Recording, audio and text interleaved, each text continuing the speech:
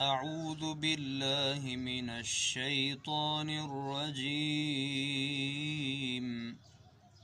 بسم الله الرحمن الرحيم.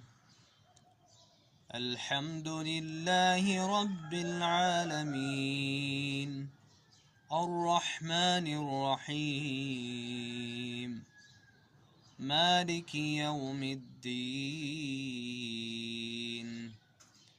إياك نعبد وإياك نستعين، اهدنا الصراط المستقيم،